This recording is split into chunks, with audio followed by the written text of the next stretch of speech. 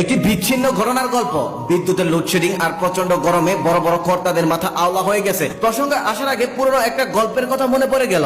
আগের দিনে দূর দূরান্ত থেকে মানুষ কলকাতায় চাকরি করতে আসতো। বাড়ির দূরে হয় তারা মেসেই থাকতো। কেউ সপ্তাহে বাড়ি যেত, কেউ মাসে বাড়ি যেত, আবার কেউ 2-3 মাস পর পর বাড়িতে যেতেন। এক ভদ্রলোক কাজের চাপের জন্য টানা 3 মাস বাড়িতে যেতে পারেননি। একদিন সকালে তিনি খেয়াল করলেন তাদের গ্রামের বাড়ির চাকরটা এখানে চলে এসেছে। ভদ্রলোক চাকরকে দেখে ঘাবড়ে গিয়ে জিজ্ঞেস করলো, কিরে তুই এখানে?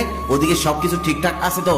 চাকর তখন হাসি মুখে বলল, হ্যাঁ বাবু, কয়েকটা বিচ্ছিন্ন ঘটনা ছাড়া আর বাকি সবকিছু ঠিক আছে। বাবু তখন অবাক হয়ে জিজ্ঞেস করলো, বিচ্ছিন্ন ঘটনা কি এমন হয়েছে? চাকর তখন বলল, তেমন কিছু নয় বাবু, শুধু আমাদের ওই কোদালটি ভোতা হয়ে গেছে। বাবু তো প্রথমে ভেবেছিল কি না কি হয়েছে, তাই সে ঘাবড়ে গিয়েছিল। তারপর সে একটু স্বস্তি নিয়ে বলল, তার কোদালটা ভোতা হলো কি করে? চাকর তখন বলল, কোদালের আর কি দোষ, গ্রামের বাইরের ওই পাথরে মাটি কোবালে কোদাল তো ভোতা হবেই। বাবু তখন বলল, তুই তো ভালো করেই জানতি পাথরে মাটি কোবালে কোদাল ভোতা হয়ে যাবে, তাহলে খামোখা ওই পাথরে মাটি ওই কোদাল দিয়ে কোবাতে গেলি কেন? বাবুর প্রশ্নের উত্তরে চাকর তখন বলল, খামোখা কেন হবে? আপনি না বলেছিলেন আপনার আদরের ঘোড়াটা যদি মারা যায় তাহলে এটাকে যেন ভাগারে না ফেলা হয়, সুন্দর করে যেন কবর দেওয়া হয়। আমি তো সেই জন্যই আপনার কথা মতো আপনার ঘোড়াটা মারা যাওয়ার পর ভাগারে ফেলে দেইনি, ওটাকে কষ্ট করে সুন্দর করে কবর দিয়ে দিয়েছি।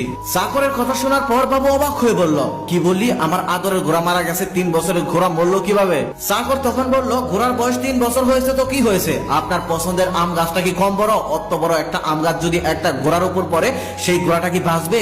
আমি যখনই আপনার পছন্দের আম গাছটা কাটতেছিলাম, কাটা প্রায় শেষ, গাছটা তখনই পড়বে, ঠিক সেই সময় ঘোড়া এসে গাছের নিচে দাঁড়ালো আর গাছটাও গিয়ে ঘোড়ার উপরে পড়লো। অত বড় একটা গাছ একটা ঘোড়ার উপরে পড়লে সেই ঘোড়া কি কখনো বেঁচে থাকতে পারবে? বাবু তখন এই কথাটা শোনার পর আরো রেগে গিয়ে বলল, কি তুই আমার পছন্দের আম গাছটাও কেটে ফেলেছিস? হারামজাদা, আমি তোকে আজ মেরেই ফেলবো। চাকর তখন বলল, এখানে আমার কি দোষ? আপনার সামনেই তো আপনার মা ঠাকুর সবসময় বলতো তার শেষ যাত্রায় যেন এই গাছটাই দেওয়া হয়। বাবু তখন মাথায় হাত দিয়ে মাটিতে বসে পড়লো আর কান্না করতে করতে বলতে লাগলো, কি বললি? আমার মাও মারা গেছে? শেষবারের মতো আমি আমার মাকে দেখতেও পারলাম না, কি হয়েছিল আমার মায়ের? এই বলে যখন বাবু কান্নাকাটি করতে লাগলো, চাকর তখন বাবুকে সান্ত্বনা দিতে দিতে বলল, বাবু ভেঙে পড়বেন না, ভেঙে পড়লে সন্তান হারানোর শোকটা আবার সহ্য করতে পারবেন না। বাবু এবার অবাক হয়ে চাকরের দিকে বড় বড় চোখ করে তাকিয়ে বলল, তার মানে আমার ছেলেও মারা গেছে? তুই আমার ছেলেটাকেও খেয়ে ফেলেছিস? চাকর এবার বলে উঠলো, অনেক কথা বলবেন না বাবু, আমি গরিব মানুষ বলে আমাকে যা ইচ্ছা তাই বলে অপবাদ দিতে পারেন না। ওইটুকু দুধের শিশু মা হারা হয়ে কতদিন বাঁচে বলুন? বাবু তখন আবারও মাথায় হাত দিয়ে বলল, কি বলিস তুই?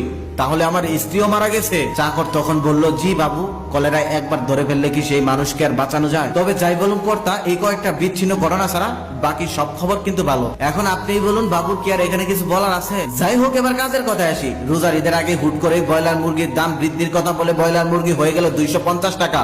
এটি হলো একটি বিচ্ছিন্ন ঘটনা। রোজার অজুহাতে চিনি, ডাল, চাল, দফায় দফায় সমস্ত কিছুরই দাম বৃদ্ধি পেল। ঈদের আগে